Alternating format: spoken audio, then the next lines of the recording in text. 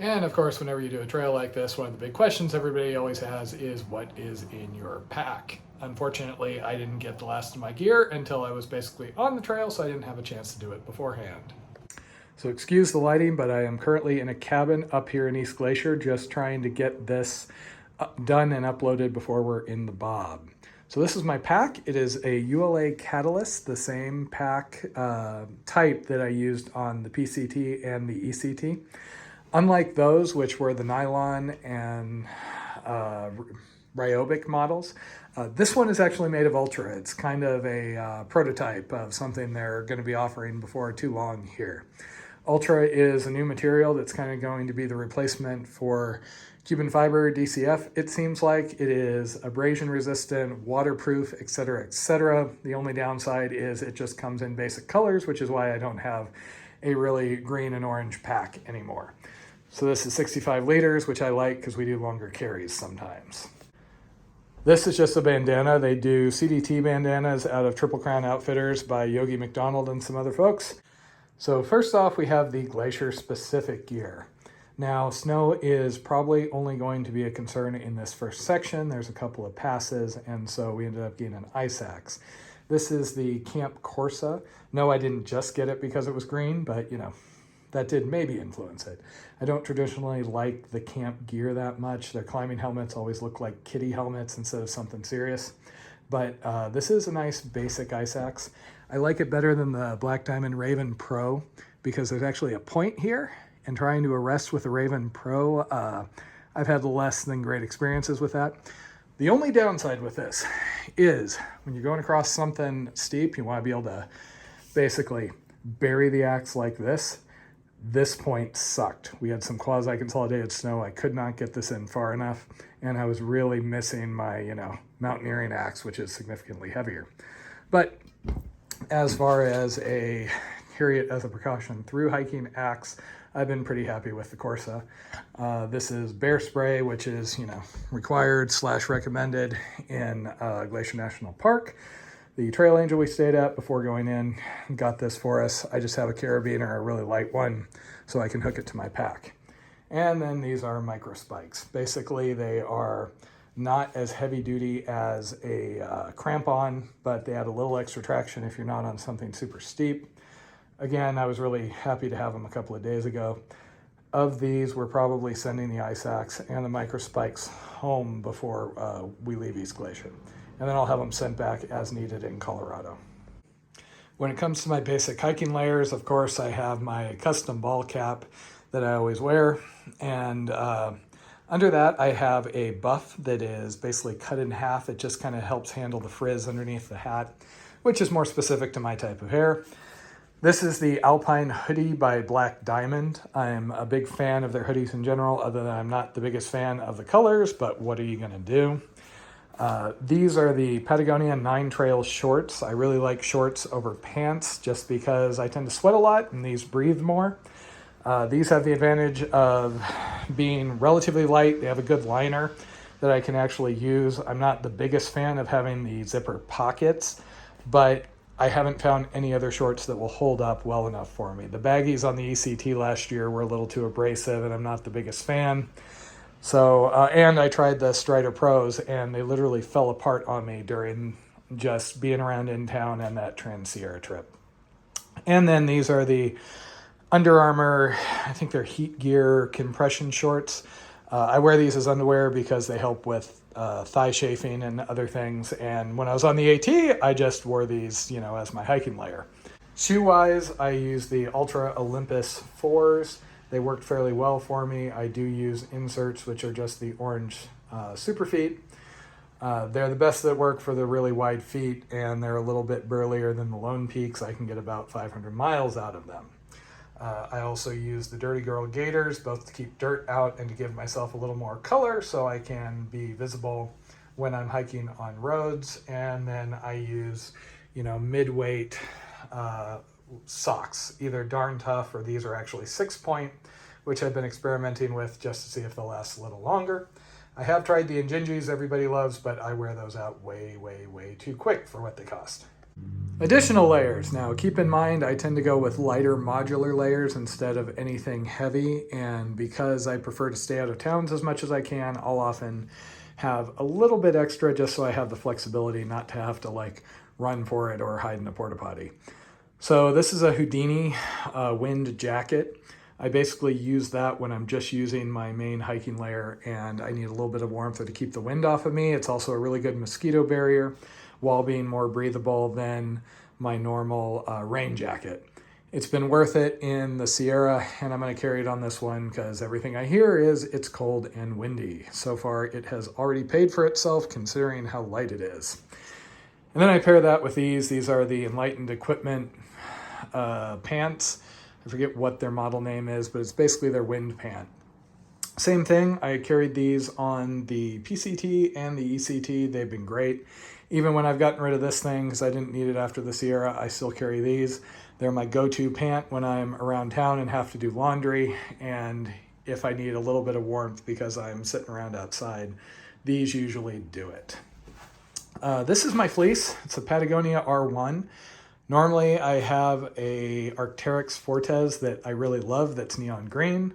Unfortunately, that went missing on the way out to the airport when we were driving through Colorado. Don't know what happened, if we left it at a restaurant or what.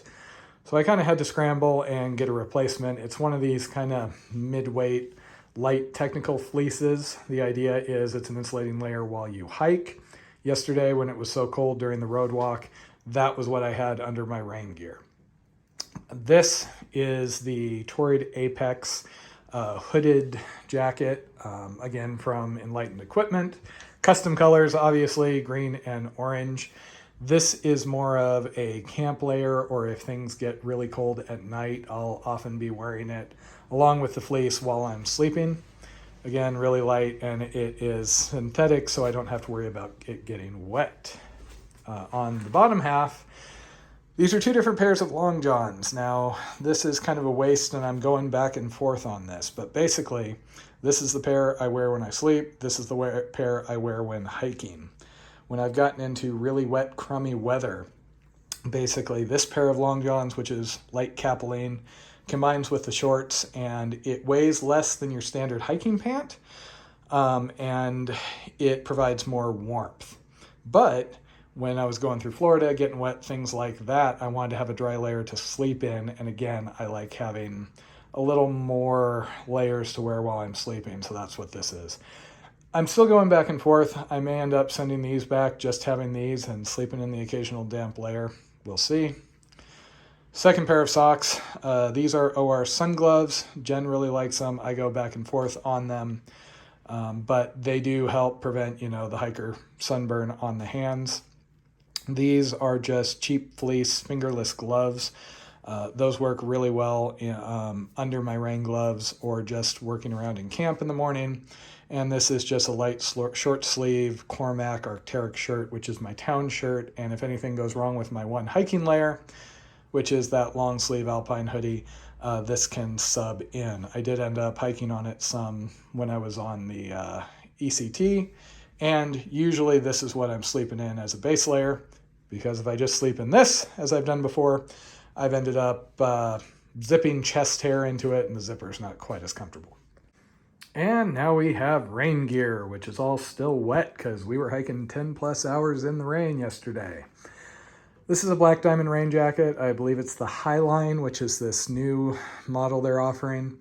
I managed to find it on sale, so I'm kind of trying it out. I used to use a Stormline Stretch, which worked okay, but the inside wasn't as comfortable. Also, this has a chest pocket, and the side pockets are situated a little higher, basically so I can still have my hip belt on, but have my hands in the pockets. Still not quite sure about the waterproof rating on it, but so far it's been okay. This is a ULA rain skirt. No, I didn't just get it for the color, but yes, that was a factor. I'm a big fan of rain skirts in general. They're lighter, they're more breathable in the rain when you're, hiking and generating a lot of sweat. This is the one that got me through most of the ECT after the initial Bluefield cheapo one I got turned out not to be worth a damn. And then these are something that I found about out about from Skirka. They're Showa Termis gloves. They're basically used by fish packers that are, wet all the time. They're waterproof. They're pretty light. The only problem is they are hard to find, but they cost about 30 bucks. These are the 281s, which are non-insulated. Basically, when I'm hiking in the rain, my hands would get really, really cold, but sometimes I would have to have them out because I was using my hiking poles or the footing was bad. These were the solution for that, and they work really well. I actually used them yesterday for a good chunk of the hike. And again, they're light enough, they just roll up in the bottom of my kangaroo pouch. I do carry camp shoes / town shoes. They are $5 Walmart flip-flops. I have a hell of a time finding these, but Taters is able to find them every time. The brand is Giorgio. Just go to Walmart. You're looking for foam flip-flops. Make sure these are, cloth, leather, whatever they are. The plastic ones aren't very comfortable. They weigh almost nothing. They are super thin, and I can just toss them on the top of my pack. And they have been worth their weight in gold. The pair I had on the ECT, once I got rid of my Crocs and switched to these, I actually wore them for months around town once I got back. I carry a poop kit. I have one of those, lightweight trowels, plus I have wipes, which I prefer carrying over toilet paper. Yes, I have tried the backcountry bidets, but haven't had the best luck with them, and I often don't have enough water, so this has been the best solution. Then I have a small bag, plus a Ziploc to take the dirty wipes out where I can dispose of them. Water filtration, I'm using the Platypus Quick Draw here, and I have a CNOC which it can connect to. Jen's currently using the Sawyer, so we're kind of experimenting back and forth, trying to figure out which ones we like, but I had this on the Condor, really liked it. Cook kit, this is the MSR Titan kettle, big enough for any food. I usually put a medium canister in here and then line it with a bandana. I got that size because it fits the medium canister, which is, my preferred way to pack. And then I have my coffee and wine cup. This thing has seen many, many miles with me. It's the Snow Peak. And I basically, inside of it, I can fit my little SOBO Windmaster stove, plus a lighter, because this little Petzl lighter fails almost right off. And then this is a little silicone hot lip, so I can drink hot things out of this single wall titanium cup really quick. So when I start drinking my coffee, I use that, and then I can, once it cools down a bit and the metal isn't hot anymore, I can just drink right off the rim. Sleep system is my old tried but true combination. So sleeping pad wise, I do love air mattresses. For a while, that's all I could sleep on, but I popped 3 or 4 of them at the start of the PCT. I switched to this Nemo switchback, and I don't know what to tell you other than you get kind of harder when you're sleeping on the ground all the time. So this has been enough for me. Also, I really like having the switchback because when I'm resting throughout the day, I can actually pop this off the back of my pack, use my pack as a backrest, and that's my chair. Also, if we're on snow or anything, it's nice to have something to sit on. Sea to Summit air pillow, it's an inflatable. Taters and I both use these just because they are worth the wait for the comfort they give you. Yes, I can use my stuff sacks, but when things are wet, etc., this is just way more comfortable. Worth it for us. Sleeping bag wise, I am using the Western Mountaineering Versalite 10 degree. Yes, it's a mummy bag, not a quilt, which are very trendy.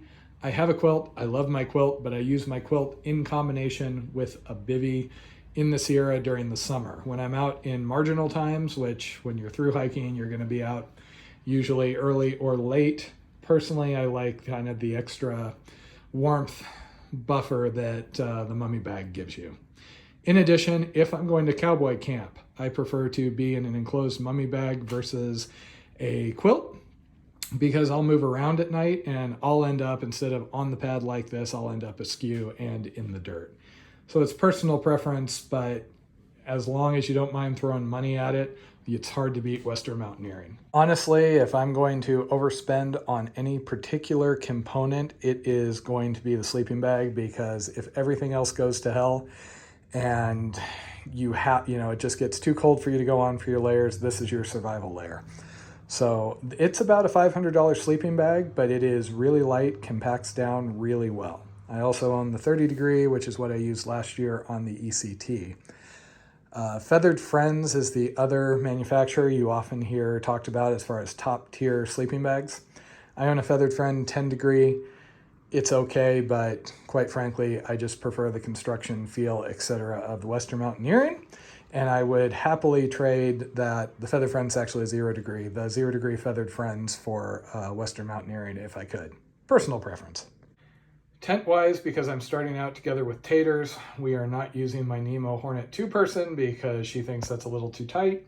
So we have a Big Agnes Tiger Wall 3-person. She basically carries the footprint and the rainfly. I carry the main part of the tent in the DCF bag just to keep it contained, and the poles. This works pretty well for us. Personally, I like the Hornet better just because it's a little more rugged, better color, and it's a lot easier to set up. Plus, I never feel like the need to use a footprint, and the footprint is a big hassle. And then we have all the fun little miscellaneous bits. So water-wise, I carry a smart water bottle or equivalent. I like to do the 1 liter and the 1.5 liter. And for me, both of these are clean water, meaning I filter into them. That's just because otherwise I don't drink as much water, so that's what works for me. Taters likes to put a Sawyer filter on the top of one of these, drinks straight out of it. It's a religious argument.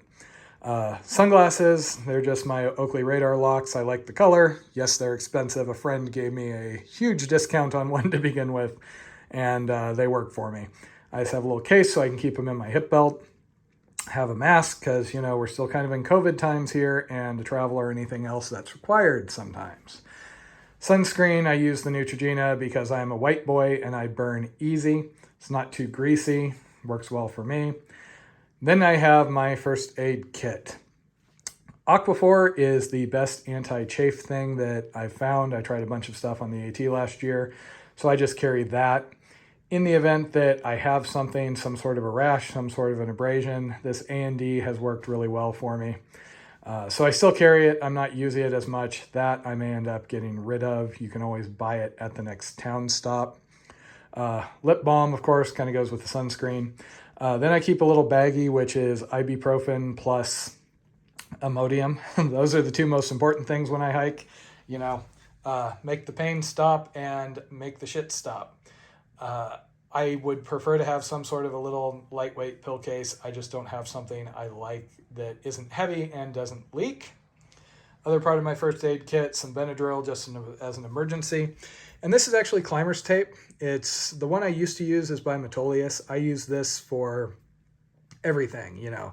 If I've got a blister, etc., this goes on it. If I have a cut, this holds it closed.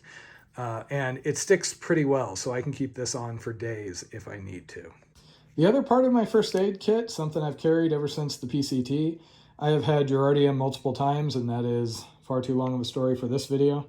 And this is a prescription for Flagyl. In the event I have Giardia and I'm in the backcountry, this will clear it up in a couple of days.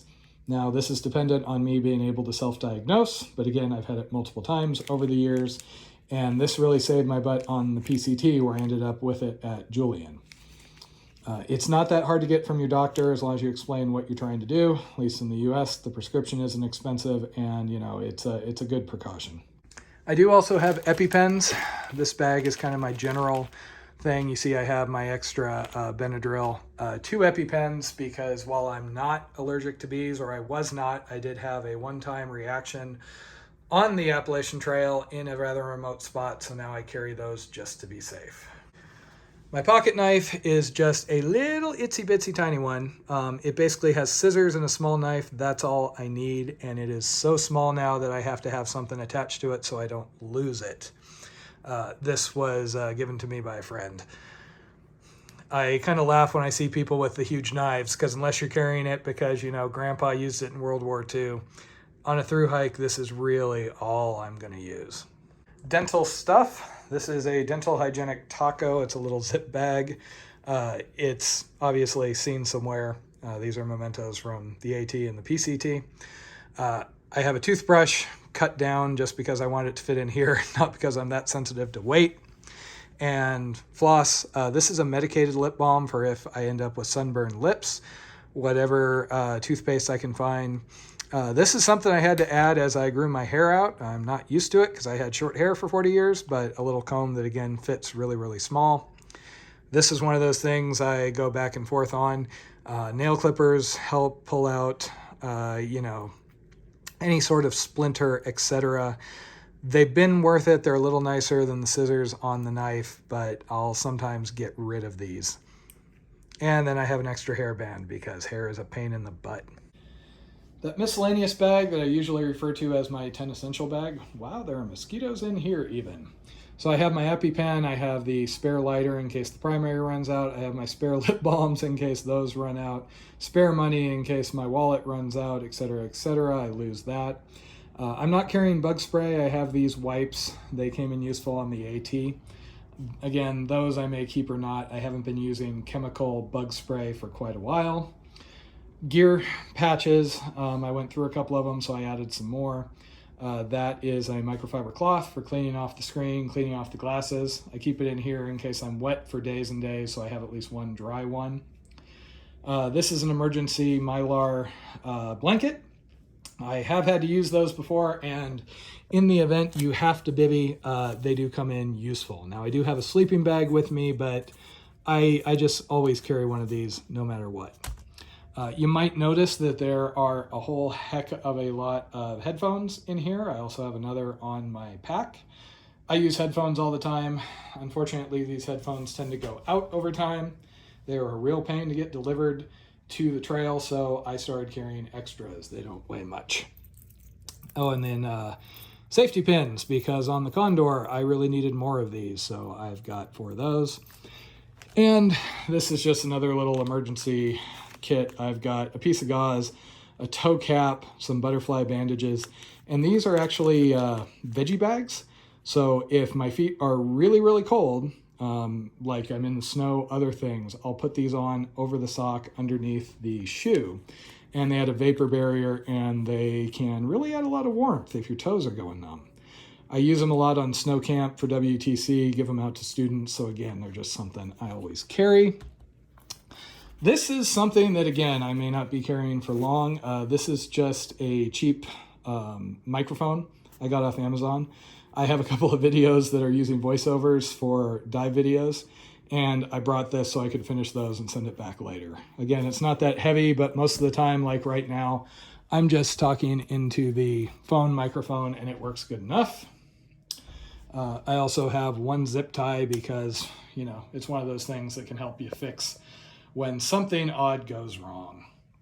My headlamp is the Nightcore NU25 with the shock cord mod. I argued and fought against doing this for a while because I thought I liked the band. I was completely wrong. This saves a lot of weight, and it's actually far more convenient than having the full-on band. My wallet is just the little DCF Z-Packs thing, so I can keep it in my hip belt pocket. My only regret is I got the black one instead of waiting until they had the green and the orange one available. This is the InReach Mini. I don't keep it on my pack because I see too many of them get lost. I like having them buried in my 10 Essential Ditty bag. Could probably take that carabiner off, in fact. And I carry a pen just because every now and then you really need a pen. And of course, Peepers, who's now done the PCT, the AT, ECT, etc., etc. Got to have your mascot, and he keeps Taters very, very happy when she sees him in pictures. And in this same bag, I keep one buff. This is that AT buff everybody had. I really like the colors, and I mostly use this for sleeping and around town, and it all goes into this bag. And the one other thing that goes in that bag is, of course, the batteries. Since I am doing more on the phone, editing videos, things like that, I've kind of upped my power requirements. So this is a 20K battery. This is the 20K Nightcore. This is the 10K Nightcore, giving me 30K total.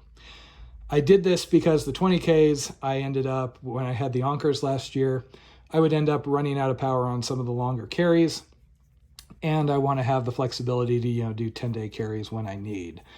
Unfortunately, while the 10K Nightcore has been okay, this 20K has given me nothing but trouble. This is the third one I've got, and it needs to be returned too. These ports have a tendency to go out, and right now I have to use the USB-A instead of the USB-C.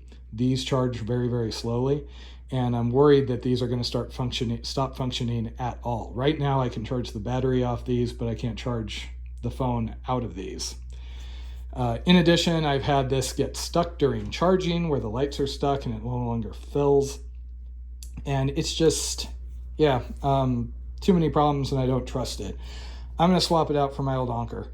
I've had to replace my batteries because I use these at home and on the trail, and they get charged and discharged so much that they just get degraded.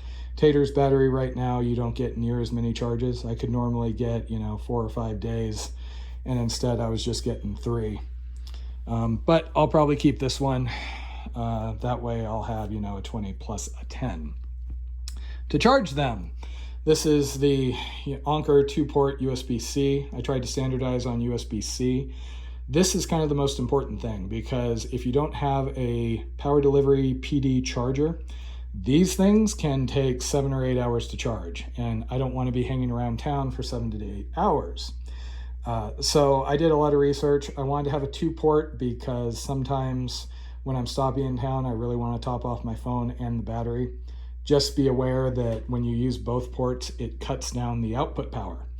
This one in particular basically will give a full charge to the phone as fast as it can handle, me having an iPhone. And then this can do a little slower charge to the battery.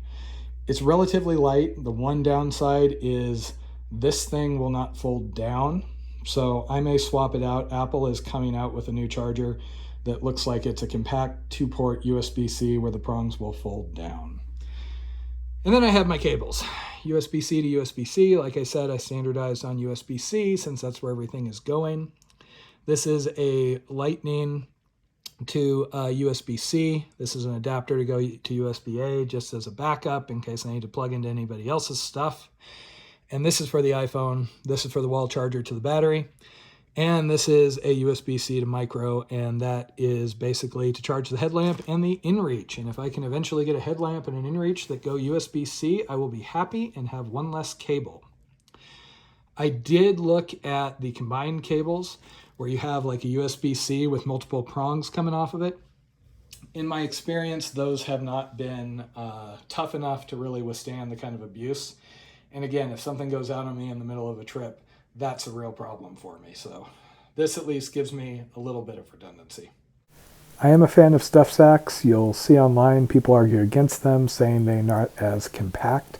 Personally, I find they help me organize things, and it gives me a little bit of extra waterproof protection. So I have a ditty bag, my food bag, and then this is how I keep my clothes together.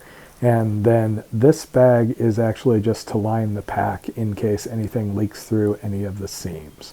It's just a normal yard size bag. And then I have my hiking poles. I am a big believer in hiking poles. I use them all the time because I have bad knees. I have had knee surgery, and these are what got me through things like the AT, which are just known knee abusers. I like Black Diamond because they've replaced them whenever I've had issues, and I find their carbon fiber versions are much stronger than, say, the cheaper Costco versions I've seen.